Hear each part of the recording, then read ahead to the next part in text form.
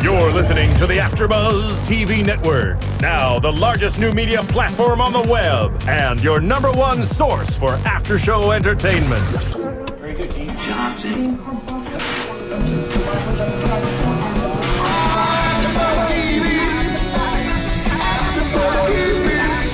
The AfterBuzz Studios in Los Angeles, California. Presented by Maria Menounos and streaming live thanks to Akamai Technologies. This is AfterBuzz TV's Real Housewives of Beverly Hills After Show. We'll break down tonight's episode and get you all the latest news and gossip. And now, another post-game wrap-up show for your favorite TV show. It's AfterBuzz TV's Real Housewives of Beverly Hills After Show. You want a hot body? You want a Bugatti? I didn't know that this was Britney Spears. Are you serious? How do you not? No. What did you think it was? I don't know. I didn't realize this was the song you meant. Wow. Oh yeah, that's what I meant. You wanna live fancy? Yeah, all right. Welcome to Real Housewives. We have escaped to Biatch Mountain this week. I'm your host, Cassidy Gard. Ashley Daniels is out of town, but you may recognize our very own Charlotte Broadbent, who also hosts with Ashley. And say hi to everyone. Hey guys. I'm glad to be on Real Housewives of Beverly Hills. Love this show. Yes, they do Snooki and JWoww, so I love that we've brought it all together. We're just like hopping onto all the Bravo shows. Well, that's one. I do Total Divas too. Oh, nice. So I was loving all the reality. Absolutely. I love that. Well, so let's jump right in. This is part 2 of the dinner party that we ended with last week. And it really just comes in with the comment of the week with Brandi's "You turn into a crazy a-hole" to Kyle. That really sets her off right for this episode. And we see that she is just an emotional wreck, which I think that you and I spoke, it's been building a lot to it starting out with all the buildup of the rumors and Mauricio. So were you expecting her to have this breakdown on camera? I didn't think it would be to the extent that it was. I mean, Brandi, she has no filter. And she's never had a filter. And she's never really pushed someone. I don't think she pushed Kyle over the edge. I mean, all she said that was that she was an asshole. Yeah. But I think just with everything that's going on with Kyle, she was finally just like, I can't take this. Everyone was fighting. And even if it is just a rumor, I don't know what I think.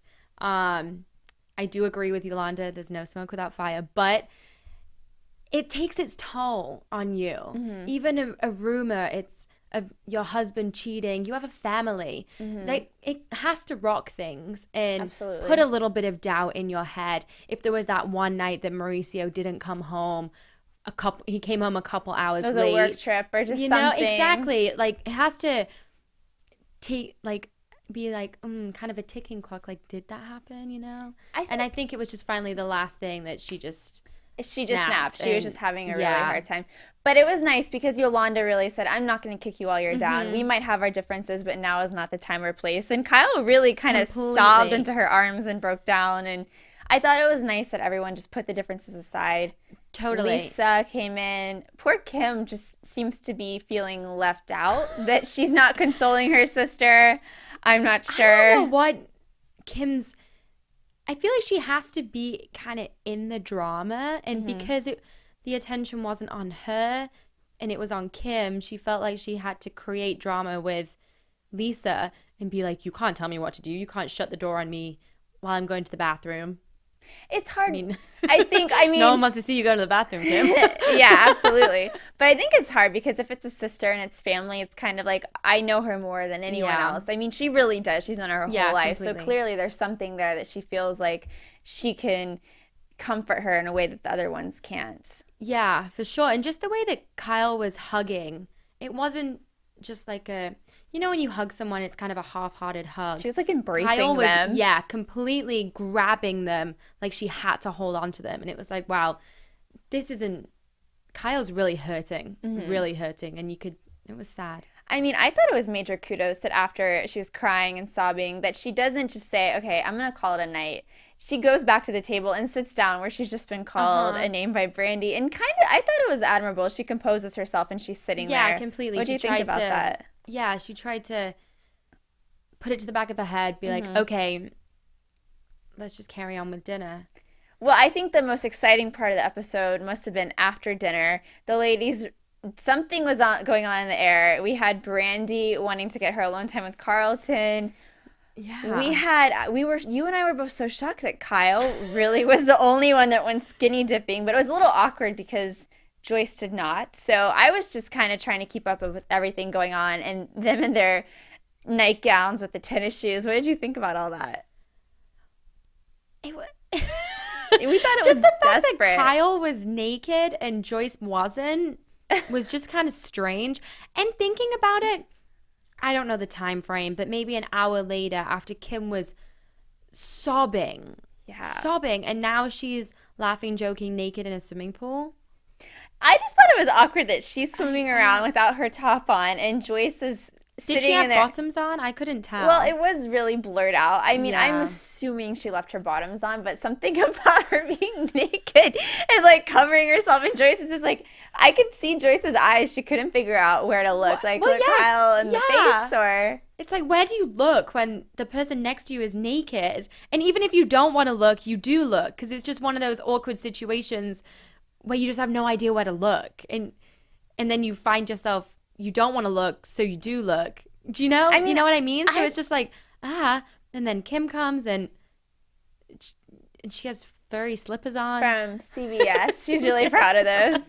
That was just kind of weird. I think, I'm curious what the rest of the viewers thought, but I think skinny dipping when no one else is doing it with you and you're the only one is, I don't want to say desperate, but it's kind of awkward and a little uncomfortable. Totally awkward. Yeah. So, I mean, you and I kept saying that there was just something with this episode that was just kind of forced. Like, something sort of romance that they're trying to have brewing with Carlton and Brandi. Like, they're in their bedroom and she's like laying on the bed, and then she has her legs on the counter.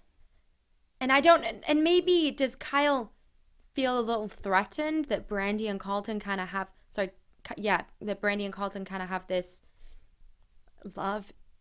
I don't know, they like fancy each other. I don't know.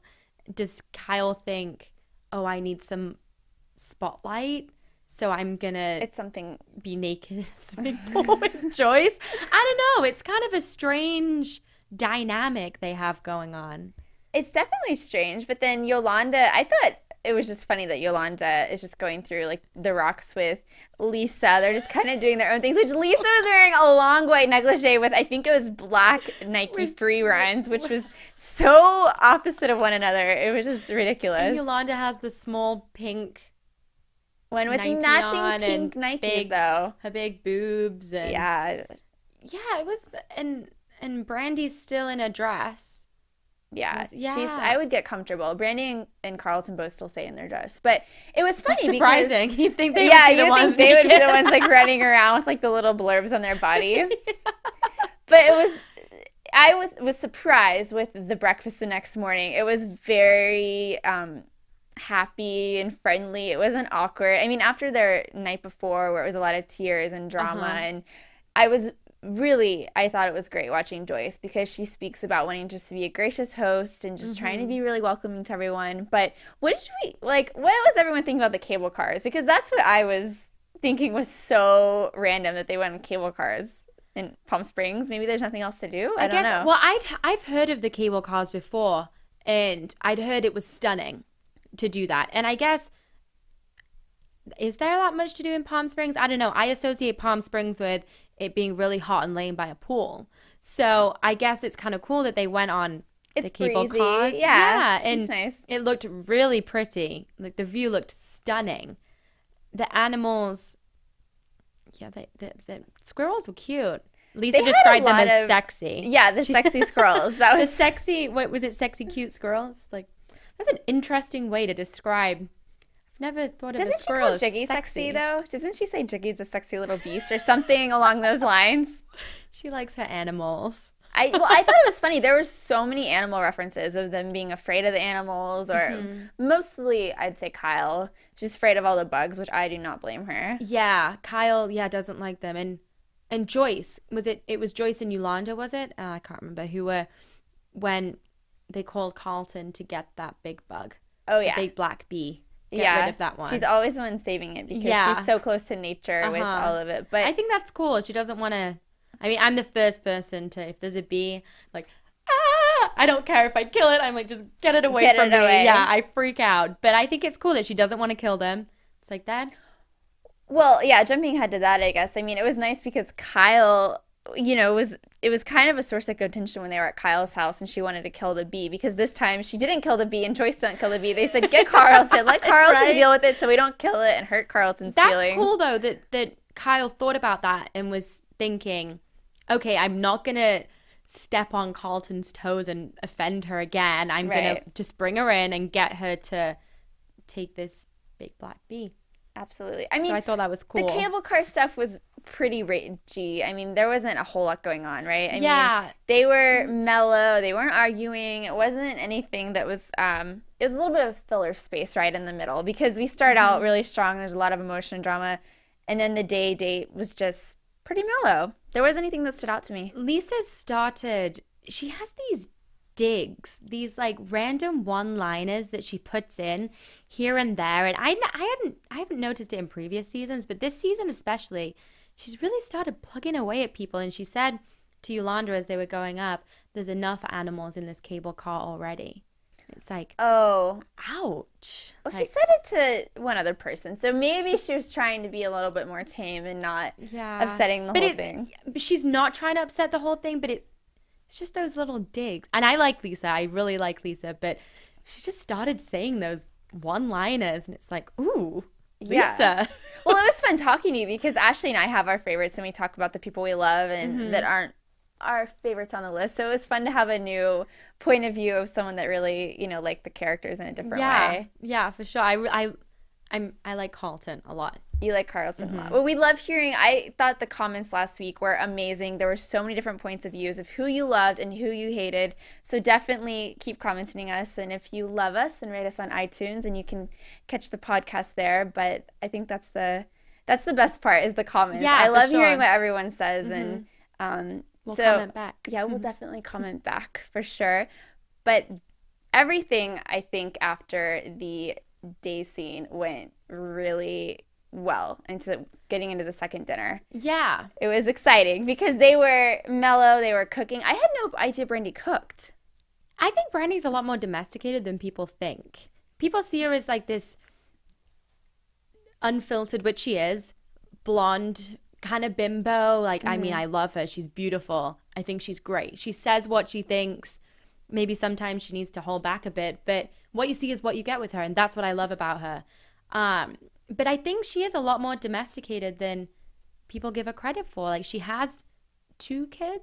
Yeah, she has two young sons, so she cooks for them. And 2 dogs, 1 dog.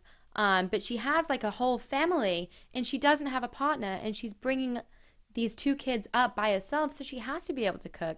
She's got to be able to take care of her family.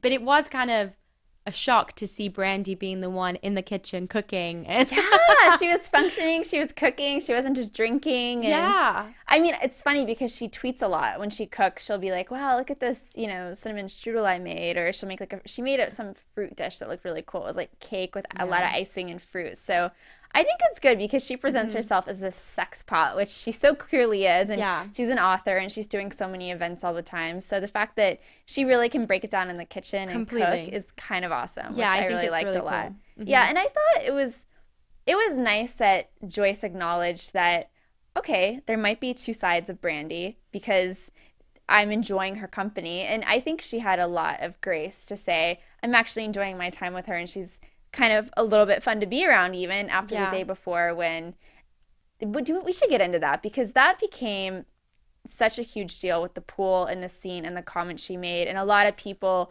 had a lot of thoughts on it because it was such a big deal that she made is a very insensitive remark about Joyce and swimming. So that was something that I was anticipating more conversation of, that Joyce might bring it up this episode or say, sit down. By the way, I mean, if you think about when she spoke with Lisa and said, I didn't like the way that you told me to get my hair out of my face. You saw that, right? Yeah. That I thought for sure she would say something to Brandi. So the fact that, I don't know, what do you think about that? I think I watched What Happens Live after that episode, and Brandi called in, and Kyle said, Brandi's not racist. She just says things and doesn't think about it. And I think, and the fact that, because Kyle and Brandi don't get on that well, the fact that Kyle said that, I was like, wow, she's sticking up for her here. Like, Kyle knows her. And I kind of think that that's what Joyce is thinking too, that it just came out wrong. I don't think she meant it how it came out, but Brandi just doesn't think before she says things. And when you're on camera, you're on a reality show, they're gonna put something like that out there because it's interesting, it's different, it's stirring things up, you know. But I don't think she meant it at all how it came out, and I think that Joyce knows kind of to leave it. It's bad comments, soft subject, and just to not even go there. Well, and I think that shows a lot for Joyce. It does. And I think Joyce is definitely someone, she doesn't keep digging. Well, but to me, she's not the one that keeps bringing subjects up.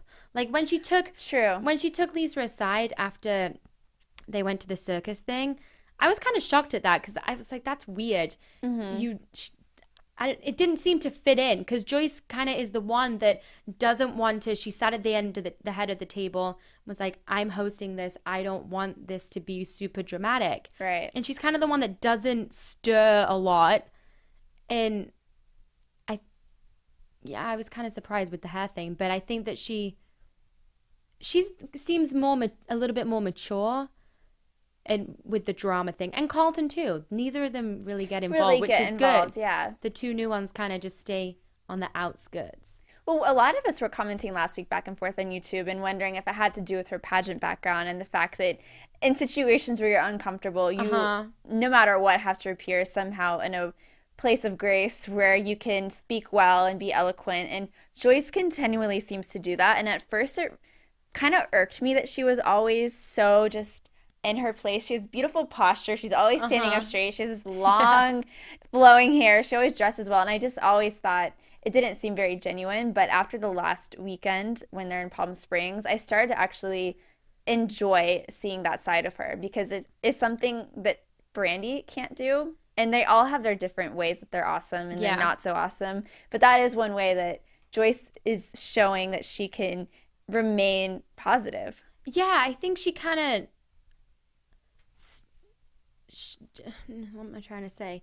I think that she just is the bigger person maybe sometimes. Because when, was it Kyle that was offering the olive branch to Yolanda, and Yolanda's like, well, it'll take time. Or Kim, I don't know who it was.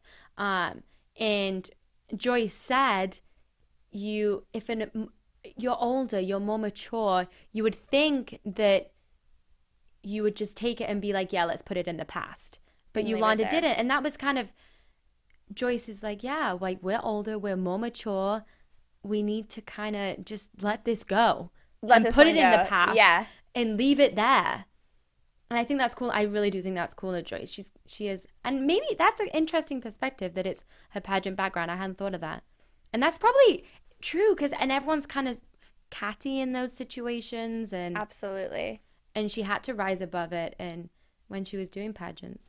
Well, going along with your Watch What Happens Live and news and gossip, I read an article this week that because of those comments that Hard Rock Live dropped Brandi from her contract of doing appearances in Florida because they thought that her comments weren't aligned with what they believe in and the guests that go to Hard Rock Live and people, that love the establishment in Brandi. They just thought it was a little disrespectful, so they dropped her from the contract. So it's interesting because Ashley and I speak a lot about Brandi goes for shock factor because if you have shock factor and you're keeping it really lively and dramatic and gossipy on a show like this, you don't get fired off of it because it's the ones that are kind of boring. I mean, with some of those shows, they don't add a whole lot. So sometimes their contracts don't get renewed. So we're thinking, okay, maybe Brandi's just being a businesswoman. She's thinking, I love being able to be home with my boys and then go film and support myself and have my book. And when you have a book and a Bravo reality show, it just all bounces off of one another and it's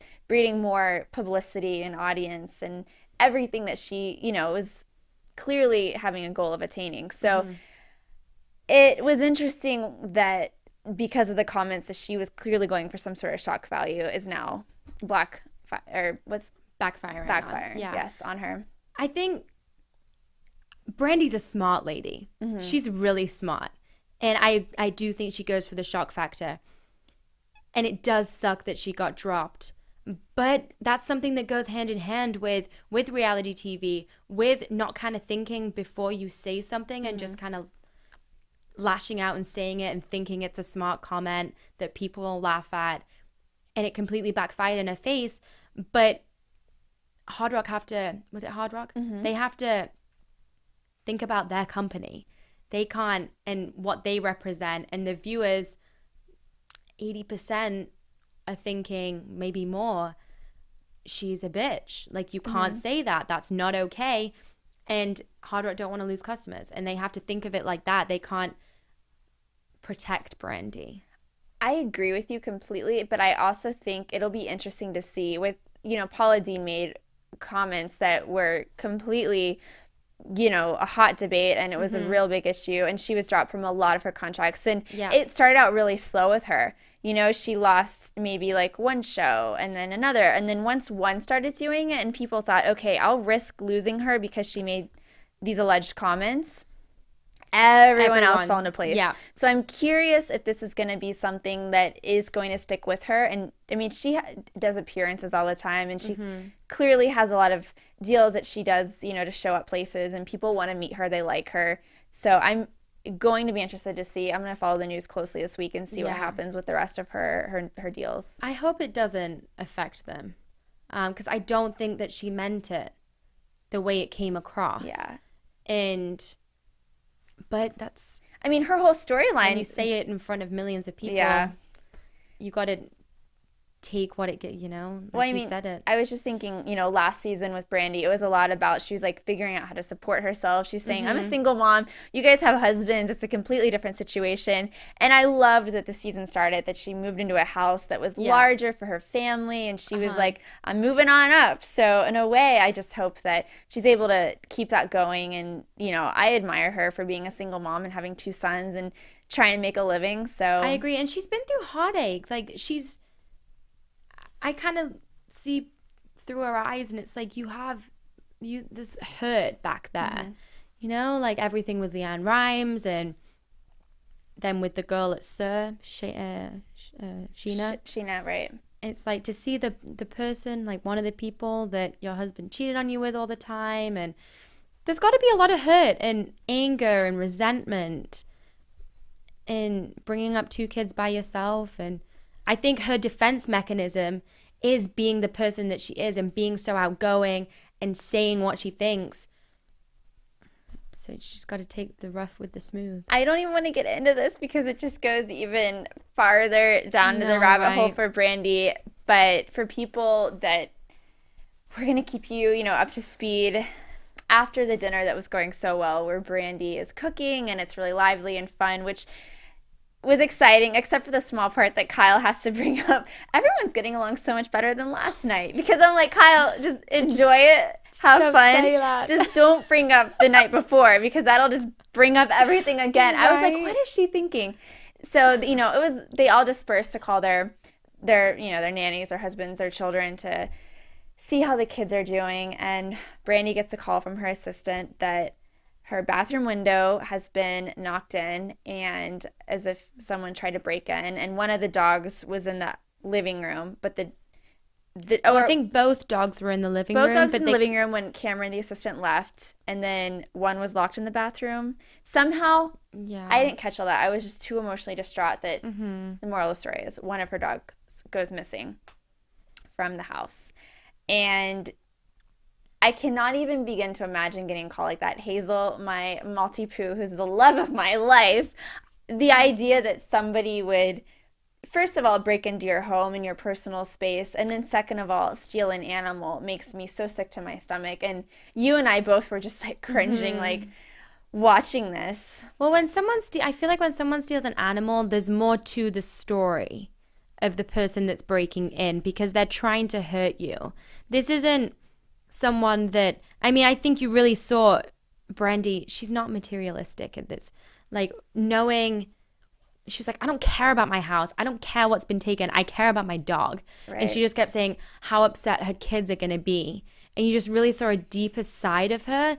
But the fact that this person took one of her dogs, to me, that just shows, because I mean, when somebody, this is going way off, but when someone kills somebody and you mess their face up, that's because they have connection to you and they don't want to see your face. And when you break into someone's house, when you don't steal belongings, you steal something that they love.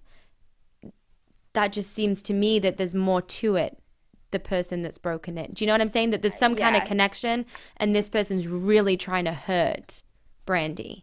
I completely see that side of it, and I think when she got the call from Cameron, her assistant, that she was trying to figure out the W's, the what, the when, the why, the where. So for me, watching it, I know that Cameron mentioned it seemed as if it was broken into, but then they got scared off by something. So my thought was they didn't take anything because they broke in, which, why does she not have a security alarm? Or maybe she does, or hopefully she has cameras. She said that Cameron was supposed to stay there.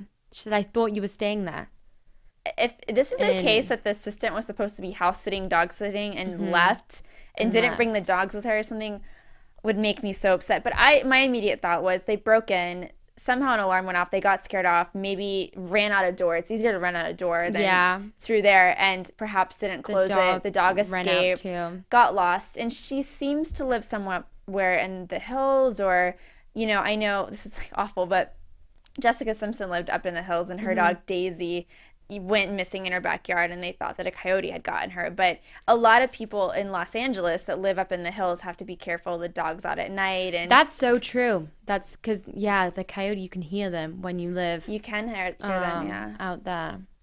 So I hope it wasn't sad to think of. Something that was an emotional attack or someone just trying to hurt her. But I was Googling it while we were watching, and did she find Chica? And it appears that Chica was not ever found, but that she had a $10,000 reward and got a new dog and named him Chico. So I'm sure that was something to try to bring light to the sons, and they probably, children get the most attached to dogs, and I think that's all she kept saying. And that was, I found that the most real part, because she wasn't bothered about anything. It was just, my kids are going to be so sad. Like, this is going to hurt them so much. And she was broken about it, but it was about her kids. The fact that the kids are going to be so sad about this.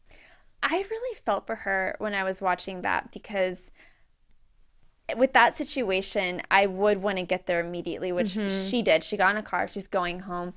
But she's on the phone with her assistant because that's the closest person that sort of knows what happened. But in a situation like that, it's when I really felt for her, because I know that Kyle would be calling Mauricio, and Lisa, would be calling her husband, and on. And just to have someone that's like, I'm in town, I'm going there, I'm taking care of this, I have it under wraps. And I know a woman can get in her place and she can own it and she can take care of business, which is exactly what Brandi did. But for her to have had somebody home that's like, I'm going to figure this out, I'm going to get signs up right this second, and then you help me when you get here. But she just seemed so alone. In the town car going back to LA and trying to find the dog. It's really sad. Yeah, it's really sad. So maybe we should all tweet messages to Brandi that we feel for her, and we know how sad it must have felt, which I know that in that situation, she must have just been really emotionally distraught. But I thought it was a little, I mean, I don't know if I was off base, but it seemed as if Joyce was really trying to just kind of share, I've been there, I know how you're feeling. But did you think it was a competition so wrong thing? I think everyone just has a really bad way of saying things. And I feel like when you're in the moment, and Joyce maybe was trying to be genuine and say, and be comforting and say, look, I know how you feel, this has happened to me.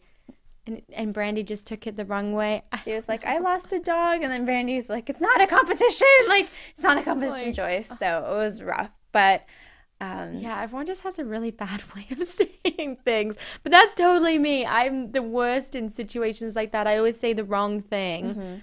And I do think Joyce was I don't think she was trying to make it a competition. I don't think so either. I think she had good intentions. Yeah. So and they were all really they were hurting for Brandi. And I thought, again, with the Kyle, everyone kind of bonded around her. Mm-hmm. And with Brandi, everyone's kind of come together. And like Kim was saying, we'll get signs up. And I don't know. When times get hard, they come together. That is true. And I thought, it was Kyle's acknowledging the fact that when the boys are away with their dad, that those are Brandi's children. Mm-hmm. On the weekends when she's alone or she's doing her own thing, she has the dogs to keep you company. And you always have someone just begging for attention and love and feed me and love me. And it's just like one of the greatest things in the world to have an animal and a dog. So really I feel for her. But let's get into some predictions, guys. Ooh. So what did you foresee happening next week? It crapped out. Hold on. I was like, where's our noise? There we go. That's what I was looking for. Your AfterBuzz TV predictions. I like the lights when the predictions I go on. know. Woo. Flash, flash. Well, Brandi's back to being Brandi when she says to Joyce's husband, are you... Because Joyce calls him a baby. Mm-hmm. He's like, are you a baby or a man? It's like, oh, God. Brandi, just for one episode, just... No. Honestly, I was thinking in the previews of next week, we were going to see something about Brandi and the situation. Hopefully a follow-up with the dog where something shifted, something changed. She was more grateful. She had gratitude for the things in her life. Maybe she was... you hear that when something horrific happens, it mellows you out because it really refocuses your intentions, what you want. So I thought maybe this will happen. Like Brandi will change it around.